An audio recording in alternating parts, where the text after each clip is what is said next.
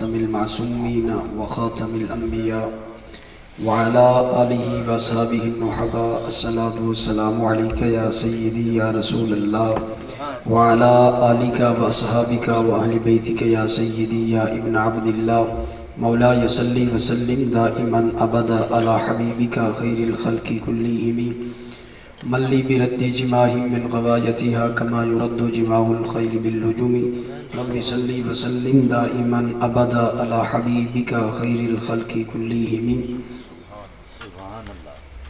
بحمد اللہ ملا حق سے عقیدہ اہل سنت کا، بحمد اللہ ملا حق سے عقیدہ اہل سنت کا، پڑھا ہے قدسیوں نے بھی قصیدہ اہل سنت کا، زمین ہے اہل سنت کی زمانہ اہل سنت کا، بنایا رب نے جنت میں ٹھکانہ اہل سنت کا۔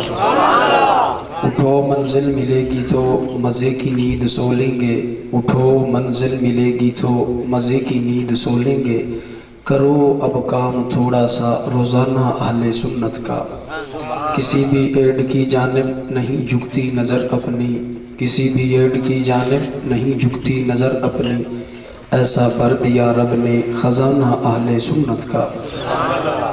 اللہ رب العزت کی حمد و ثنا اور حضور سرور کائنات مفخر موجودات زینت بزم کائنات دستگیر جہاں ہم غسار زمان سید سرورہ حامی بے کساں قائد المرسلین خاتم النبیین احمد مصطفیٰ جنابی محمد مصطفیٰ صلی اللہ علیہ وسلم کے دربار گہربار میں ہدیہ درود و سلام عرض کرنے کے بعد آج کا یہ اجتماع میلاد النبی صلی اللہ علیہ وسلم کے حوالہ سے رب ذوالجلال کی بارگاہ میں دعا ہے، رب ذوالجلال ہم سب کا آنا اپنی بارگاہ میں قبول فرمائے۔ عزیزان گرامی، میلاد النبی صلی اللہ علیہ وسلم کے اجتماعات اتنے عظیم اجتماع ہوتے ہیں کہ جو بندہ بھی اس محفل میں آتا ہے، نبی کا ذکر کرتا ہے، نبی کی شان سنتا ہے، سناتا ہے، آگے اظہار کرتا جاتا ہے، اس کا فائدہ یہ ہوتا ہے کہ اللہ اس بندے کی زبان بھی سلامت رکھتا ہے، چہرہ بھی تر و تازہ رکھتا ہے، وہ بندہ نبی کے قریب بھی ہو جاتا ہے، حتیٰ کہ سارا سال اس کے گھر کے اندر برکت ہی برکت رہتی ہے۔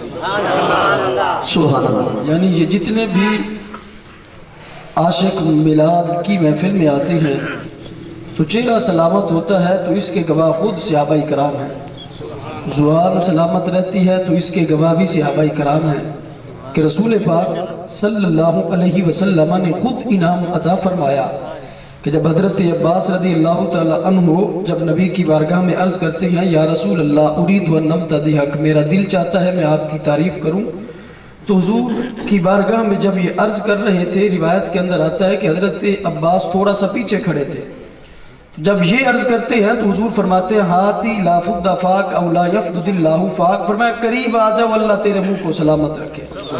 سبحان اللہ۔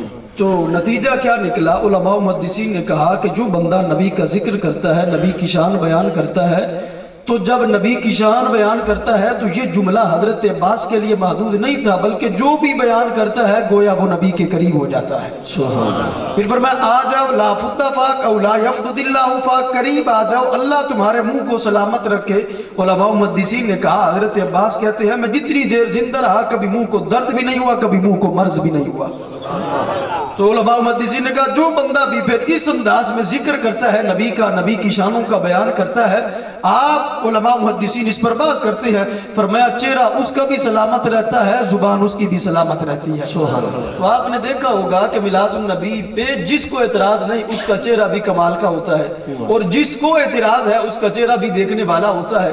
اصل وجہ کیا ہے کہ یہ فرق اس وقت ہی واضح ہو جاتا ہے کہ جب بندہ نبی کی شان بیان کرتا ہے تو نبی نے خود دعا دی ہے کہ اللہ تمہارے منہ کو سلامت رکھے، جب ان کا منہ سلامت ہے تو جو اس ذکر کے اندر شامل ہوتا ہے منہ ان کا بھی سلامت رہتا ہے۔ سبحان اللہ۔ اور یہ بھی ہے کہ حضرت علی تو بار بار کہتے تھے کہ وہ بندہ جو بدصورت ہو، جس کی شکل دیکھنے لائق نہ ہو، اگر وہ چاہتا ہے کہ میں بھی خوبصورت بنوں تو نبی کا ذکر کیا کرے اور نبی کی ذات پہ کثرت سے درود پڑھا کرے۔ فرمایا پھر اللہ خوبصورت بھی بنا دے گا اور اللہ اس کی سیرت میں بھی نکھار پیدا فرمائے گا، کیونکہ نبی علیہ السلام کا ذکر اتنا عظیم ذکر ہے کہ خود نبی پاک صلی اللہ علیہ وسلم نے فرمایا تھا کہ جب صحابہ کے درمیان بیٹھے تھے تو محبوب اپنے ناموں کا ذکر کر رہے ہیں، اپنی شانوں کا بیان کر رہے ہیں۔ فرمایا اے میرے صحابہ، ان لی اسماء انا محمد وانا احمد وانا الماحی الذی یمحو اللہ بی الکفر وانا الحاشر الذی یحشر الناس علی قدمی وانا العاقب الذی لیس بعدہ نبی۔ فرمایا میرے صحابہ، اللہ رب العزت نے مجھے شان عطا فرمائی ہے، فرمایا میں محمد بھی ہوں، احمد بھی ہوں، میں ماحی بھی ہوں، میں حاشر بھی ہوں، میں عاقب بھی ہوں۔ سبحان اللہ۔ محبوب نے فرمایا جانتے ہو کہ محمد کا کیا مطلب ہے؟ الذی یحمد حمدا بعد حمد، کہ جن کی بار بار تعریف کی جائے، تو گویا جو ایک بار نام لے وہ نبی کی بار بار تعریف کر لیتا ہے۔ فرمایا میرا نام ماہی بھی ہے، تو ماہی کسے کہتے ہیں؟ فرمایا الذی یمحو اللہ بی الکفر، فرمایا جن کو بھیج کر اللہ نے کفر کو مٹایا ہے وہ میں عظیم نبی بن کے آیا ہوں۔ سبحان اللہ۔ کس انداز میں کفر کو مٹایا کہ خود رسول پاک صلی اللہ علیہ وسلم کی بارگاہ میں حضرت مازن رضی اللہ تعالیٰ عنہ جو عمان کے رہنے والے ہیں، جسے مسقط بھی کہتے ہیں، وہاں کے رہنے والے حضرت مازن ہیں، کہنے لگے محبوب نے جب اعلان نبوت فرمایا تو میں محبوب علیہ السلام کے نام سے اس وقت تعارف سے واقف نہیں تھا، تو کہنے لگے مجھے جس نے تعارف کروایا وہ ہمارے گھر کے اندر بت تھا جو نبی کی شان بیان کرتا تھا۔ کہنے لگے ہمارے گھر کے اندر بت تھا تو ہم اس کی صفائی کرتے ہیں۔ ایک دن ایسا ہوا کہ جب ہم نے اس کے نام کا جانور ذبح کیا، جب خون صاف کر رہے تھے، خون صاف کر رہے ہیں، تو کہنے لگے ہم نے دیکھا جب سارے چلے گئے میں صفائی کر رہا ہوں تو آواز آتی ہے ظہر الخیر و بطن الشر و بعث نبی من مدر بدین اللہ الاکبر دع نہیتا من حجر لکیت اتقی من نار سکر۔ کہنے لگے میں نے دیکھا ہے آواز آ رہی تھی، کوئی کہہ رہا تھا خیر ظاہر ہو گیا، شر چھپ گیا، مدر قبیلہ سے اللہ کے نبی جلوہ گر ہو گئے ہیں، ایسے نہیں آئے بلکہ دین اکبر ساتھ لائے ہیں۔ تو کہنے لگے جب میں یہ سنتا ہوں تو آگے وہ مجھے کلام کرتا ہے، مجھے کہتا ہے دع نہیتا من حجر لکیت اتقی من نار سکر، کہ اے مازن یہ جو تو نے اپنے ہاتھ سے بت گھڑا ہے، پتھر کا خدا بنایا ہے، ہتھوڑا اٹھا اس کے منہ پہ مار، اسے توڑ دے، تو اسے توڑے گا تو جہنم کی آگ سے تو بچ جائے گا۔ حضرت مازن کہتے ہیں میں نے جب توجہ نہ کی میں نے کہا کون ایسے کہہ سکتا ہے؟ کہنے لگے جب میں اٹھاتا ہوں نظر تو اس بت کی طرف دیکھتا ہوں تو وہ بت مجھے اپنے توڑنے کا حکم بھی دے رہا تھا، نبی علیہ السلام کی شان بھی بیان کر رہا تھا۔ حضرت مازن کہتے ہیں میں نے توجہ نہ کی، جس طرح ہوا چند دن گزرے پھر ہم نے اس کے نام کا جانور ذبح کیا۔ جب جانور ذبح کرتے ہیں پھر میں صفائی کر رہا تھا، کہنے لگے پہلے تو بت نے مجھے بڑے پیار سے کہا تھا کہ مجھے توڑ جا، نبی کے قدموں میں قربان ہو جا، لیکن کہنے لگے اب بت نے سختی کر دی۔ بت کہتا ہے میں نے پہلے دن تجھے کہا تھا کہ نبی آ گئے ہیں، ان کے قدموں میں جو ہے قربان ہو جا، وہ دین اکبر لائے ہیں، تو جہنم کی آگ سے بچ جائے گا، مجھے توڑ دے، پہلے تجھے کہا تھا۔ لیکن کہنے لگے بت اس بار پھر کہنے لگا اسمع ولا تجہل، میری بات کو غور سے سن، جاہل نہ بن، میری بات کو غور سے سن، بے وقوف نہ بن۔ حضرت مازن کہتے ہیں میں نے کہا کون اتنی سختی سے کلام کرتا ہے؟ کہنے لگے جب دوسری مرتبہ بھی سر اٹھایا تو کوئی اور سختی سے کلام نہیں کر رہا تھا بلکہ وہ بت تھا، وہ مجھے جو ہے اپنے توڑنے کا حکم بھی دے رہا تھا، نبی کے قدموں میں قربان ہونے کا حکم بھی دے رہا تھا۔ کہنے لگے بت مجھے دوبارہ پھر کہتا ہے اسمع ولا تجہل، تجھے پہلے کہا تھا تو نے نہیں مانا، لیکن اب تجھے کہتا ہوں میری بات غور سے سن، جاہل نہ بن، میری بات غور سے سن، بے وقوف نہ بن۔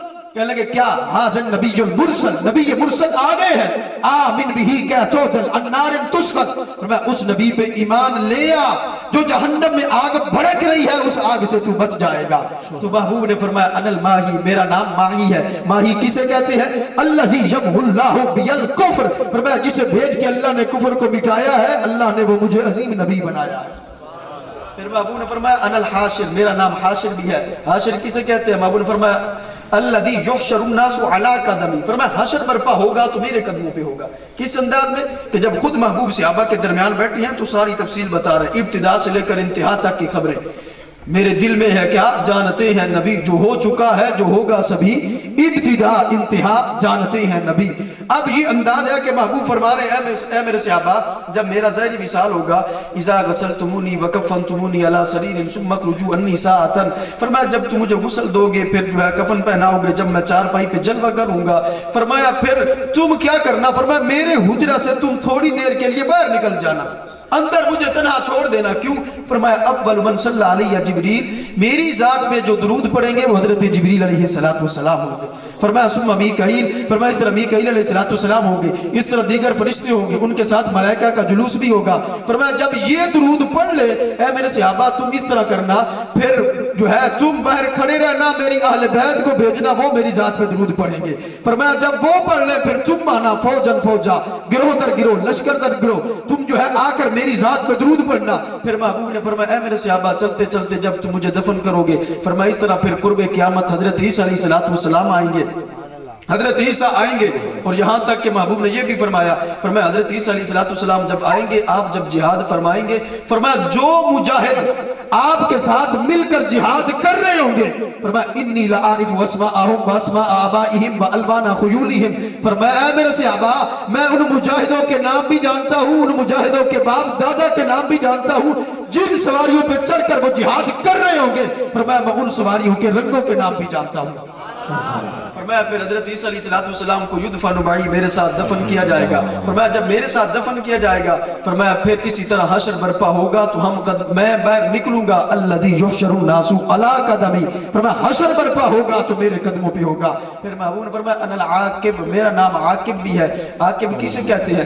محبوب نے فرمایا الذی لیس بعدہ نبی، عاقب اسے کہتے ہیں جن کے بعد کوئی نبی نہ آئے۔ فرمایا میں آیا ہوں تو ختم نبوت کا تاج بھی پہن کے آیا ہوں، ختم معصومیت کا تاج بھی پہن کے آیا ہوں۔ تو نتیجہ کیا نکلا؟ ہمارے نبی صلی اللہ علیہ وسلم آخری معصوم بھی ہے، ہمارے نبی آخری نبی بھی ہے، یعنی معصومیت کا بھی تاج پہن کے آئے ہیں، ختم نبوت کا بھی تاج پہن کے آئے ہیں۔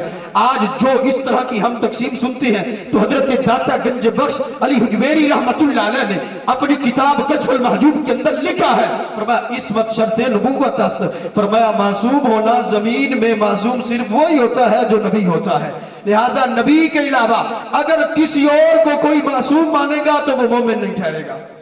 تو لہٰذا جو آج معاذ اللہ ایسا بھی تو طریقہ چلا ہوا ہے کہ نبی کے صحابہ سے محبت کا اعلان بھی کرنا، پھر عجیب انداز ہے کہ کچھ ایسے بھی ہیں جو معاذ اللہ اہل بیت کی محبت کا نعرہ لگا کر صحابہ کے خلاف بولتے ہیں۔ تو داتا صاحب نے ان کو بھی سمجھایا، داتا صاحب نے کہا یہ تمہارا انصاف جو ہے یہ ٹھیک نہیں ہے، کہ اسے انصاف نہیں کہتے بلکہ اسے دغا کہتے ہیں، کہ تم جو ہے امام حسین کی اولاد میں سے آنے والوں کو تو 12 امام کہتے ہو، تو امام حسن کی اولاد کا کوئی حق نہیں ہے۔ تو داتا صاحب نے کہا ہم 12 نہیں مانتے بلکہ ہم امام حسن کی اولاد کو بھی امام مانتے ہیں اور حضرت امام حسین کی اولاد کو بھی امام مانتے ہیں، یعنی جو بھی نبی کے گھرانے کے افراد ہیں ہر فرد ہمارے نزدیک امام کہلاتا ہے۔ یہ 12 کی ترتیب ٹھیک نہیں ہے بلکہ جتنے بھی نبی علیہ السلام کے گھرانے کے افراد ہیں ہمارے نزدیک وہ ہمارے امام ہیں۔ تو یہ انداز ہے آج سنی کو سوچنا چاہیے۔ تو معصوم کے لحاظ سے صرف نبی، یعنی جس طرح محبوب آئے ہیں تو ختم نبوت کا تاج پہن کے آئے ہیں، آپ کے بعد کوئی نبی نہیں آ سکتا، اسی طرح آپ کے بعد کوئی معصوم بھی نہیں ہو سکتا۔ تو جس نے مانا تو وہ جس طرح ختم نبوت پہ حملہ کرنے والا مومن نہیں ہے، اس طرح معصومیت پہ حملہ کرنے والا بھی مومن نہیں ہے۔ تو آج سنیوں کو اتنا خیال رکھنا چاہیے، ایسے انداز سے، ایسے خیالات سے، ایسے تصورات سے بچنا چاہیے۔ رب ذوالجلال کی بارگاہ میں دعا ہے رب ذوالجلال ہمیں عقیدہ صحیحہ کے مطابق زندگی بسر کرنے والا بنائے۔ وما علینا